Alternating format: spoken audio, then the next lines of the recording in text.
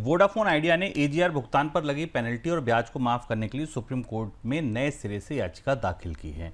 याचिका में एजीआर को नए सिरे से कैलकुलेशन की मांग की गई है। याचिका पर सुनवाई 6 अक्टूबर को हो सकती है। सर, ये अभी क्या लगता है आपको, ये जोड़ने घटाने में दिक्कत हो गई होगी? सबसे चौंकाने वाली बात आपको क्या लगती है इस पिटीशन की?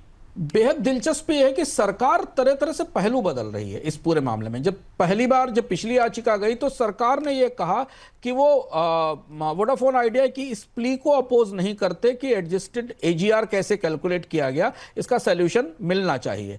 अब जब सरकार की तरफ से थोड़ा प्रोत्साहन मिला तो वोडाफोन ने यह कहा कि उसे इंटरेस्ट और पेनाल्टी का वेवर दे दिया जाए एजीआर के ऊपर। यानी धीमे धीमे माफी की तरफ घूमकर बात वहीं आती है कि जो एजीआर की वसूली है उसको टाल दिया जाए, उस पर जो कभी इंटरेस्ट टाल दिया जाए, कभी पेनाल्टी टाल दी जाए।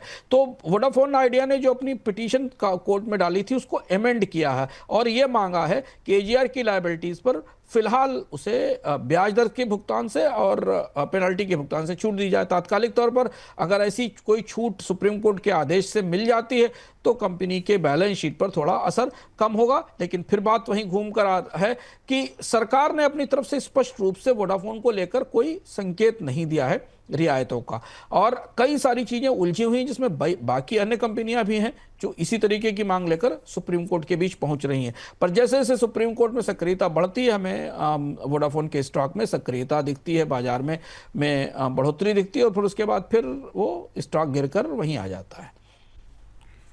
अमेरिकी राष्ट्रपति डोनाल्ड ट्रंप ने अब अमेरिका इंपोर्ट होने वाली फिल्मों पर टैरिफ की घोषणा की है। ये टैरिफ की नई किस्त है।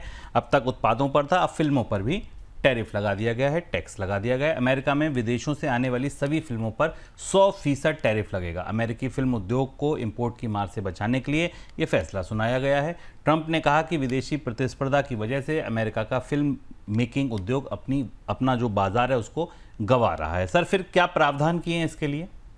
देखिए, डोनाल्ड ट्रंप का एक और फैसला आया और ये भी भारत के विरोध में। भारत पर इसका बड़ा गहरा असर है क्योंकि दुनिया में जो फिल्म निर्यात करने वाले देश हैं और जिनका डायस्पोरा, जिनके प्रवासी भारत अमेरिका में रहते हैं, उनमें भारत का हिस्सा के लोगों की संख्या सबसे बड़ी है। और इसके अलावा 3-4 और अन्य उद्योग हैं जिन पर हम बात करेंगे।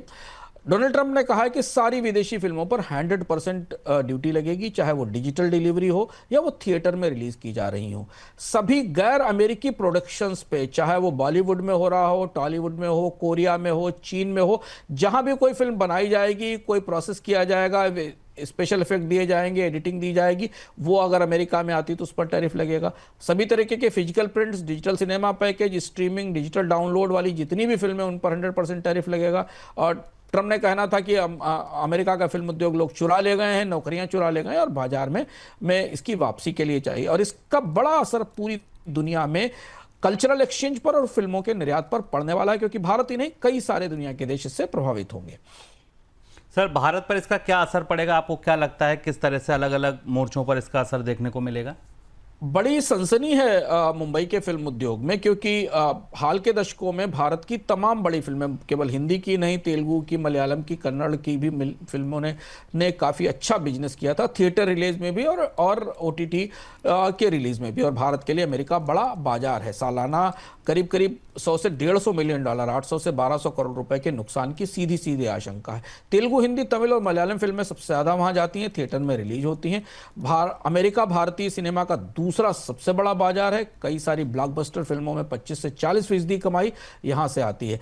2024 के जो आंकड़े हमें मिले हैं उस हिसाब से भारतीय फिल्मों ने अमेरिका से 1400 से 1500 करोड़ रुपए कमाए थे, जिसमें बड़े हिट्स ने 150 से 200 करोड़ रुपए एकत्र किए थे। बड़ी फिल्में जब रिलीज होती हैं तो पूरी दुनिया में मल्टीपल स्क्रीन पर रिलीज होती हैं। और चूंकि हमने शुरुआत में कहा कि भारतीय डायस्पोरा, भारतीय प्रवासी अमेरिका में सबसे ज्यादा रहते हैं, तो वहां फिल्मों के केवल ओटीटी रिलीज नहीं, थिएटर रिलीज भी किए जाते हैं। इसका असर सीधे ये होगा कि टैरिफ के असर से टिकट के प्राइस विदेश में भारतीय फिल्मों पर 2 गुने हो जाएंगे, यानी $20 का टिकट $40 का। इसके बाद प्रवासी भारतीयों के लिए थिएटर में जाके फिल्म देखना लगभग मुश्किल हो जाएगा। मार्जिन टूटेंगे, लागत बढ़ेगी, भारतीय फिल्मों की रिलीज अमेरिका में घाटे का सौदा होगी। बड़ी टॉप ब्लॉकबस्टर फिल्में ही जा पाएंगी जो इतना टैरिफ झेल सकती हैं। सबसे ज्यादा नुकसान होगा अमेजन, नेटफ्लिक्स, डिज्नी, जी हॉटस्टार जैसे प्लेटफॉर्म सर, जो भारत के कंटेंट से डील करते थे, भारतीय फिल्मों को, भारतीय निर्माताओं को के साथ डील करते थे और उन्हें डायस्पोरा के बाजार को दिखाते थे, अमेरिका के बाजार में को दिखाते थे। अब स्ट्रीमिंग महंगी पड़ेगी, इन कंपनियों की डील्स मिलना कम होंगी। देखना होगा कि नेटफ्लिक्स, अमेजन प्राइम जैसे जो बड़े स्ट्रीमिंग ऑपरेटर्स हैं वो इस पर क्या प्रतिक्रिया देते हैं, भारतीय बाजार में, भारतीय फिल्म उद्योग पर इसका क्या असर डालेंगे। पोस्ट प्रोडक्शन, एनिमेशन, वीएफएक्स जो भारत में बनते थे उनके निर्यात पर बड़ा असर पड़ेगा, जो भारत से हॉलीवुड को सर्विस मिलती थी, और जो सॉफ्ट पावर है भारत की उस पर भी प्रभाव पड़ेगा। सर, बाकी दुनिया के अलग अलग देश आपको लगता है इस पर जवाबी कार्रवाई करेंगे?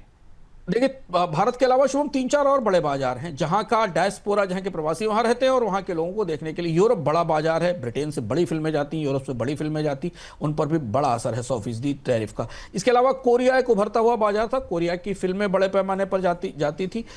इसके साथ जो दूसरे बाजार हैं उसमें अफ्रीकन फिल्में जाती थी, नाइजीरिया का फिल्म उद्योग बड़ा फिल्म उद्योग है जो भेजता था। तो इन सबको बड़ी हानि है। चीन की भी फिल्में जाना शुरू हुई थी हाल फिलहाल में। सबसे बड़ा हॉलीवुड का जोखिम यह है कि हॉलीवुड के लिए टैरिफ उल्टा पड़ सकता है, क्योंकि उनके लिए को प्रोडक्शन और अंतर्राष्ट्रीय शूट महंगे हो जाएंगे। जिन देश, अगर मान लीजिए कोई फिल्म आधे घंटे या 2 घंटे की फिल्म भारत के किसी लोकेशन में या कोरिया की किसी लोकेशन में शूट हो रही है, तो उसका इंपोर्ट अमेरिका में 100% टैरिफ के लिए टैरिफ उस पर लगाया जाएगा। तो अमेरिकी कंपनियों के लिए, स्टूडियो के लिए दुनिया में फिल्मांकन करना अब मुश्किल हो जाएगा। रिस्क ये है कि अमेरिका की फिल्मों के लिए भी बहुत बड़ा बाजार है, हॉलीवुड की फिल्मों के लिए भारत बहुत बड़ा बाजार है। अमेरिका, जो भी अंतर्राष्ट्रीय बड़ी फिल्में अमेरिका से आती हैं वो कुछ बड़े बाजारों में, कोरिया, चाइना, भारत और यूरोप के बाजारों में एक साथ रिलीज होती हैं, भाषाओं में डब की जाती हैं। भारत में फिल्में कई भाषाओं में डब की जाती है और उनकी एक साथ साइमल्टेनियस रिलीज होती है। ये बाजार अब मुश्किल में फंसेगा, क्योंकि हो सकता है आने वाले समय में वो देश जिनके लिए अमेरिका की फिल्मों का बड़ा बाजार है, वो रिटेलिएटरी टैरिफ लगाएं, पाबंदियां लगाएं और हॉलीवुड की फिल्मों को भारत में आने से रोकें, जिससे कि हॉलीवुड को दोहरा नुकसान होने वाला है। पर डोनाल्ड ट्रंप के सारे फैसले ऐसे हैं जो शुरुआती तौर पर, प्रारंभिक तौर पर उनकी अपनी अर्थव्यवस्था को ज़्यादा नुकसान कर रहे हैं। वो अपने पैर पे भी कुल्हाड़ी मार रहे हैं और दूसरे पर भी।